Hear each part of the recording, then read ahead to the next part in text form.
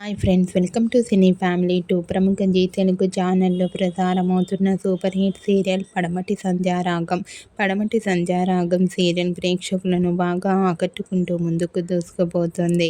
ఈ serial heroine Manoj, Soundarya Reddy, శౌర్య, రామలక్ష్మి క్యారెక్టర్లో చాలా అద్భుతంగా నటిస్తూ మంచి సక్సెస్ను అందుకుంటున్నారు.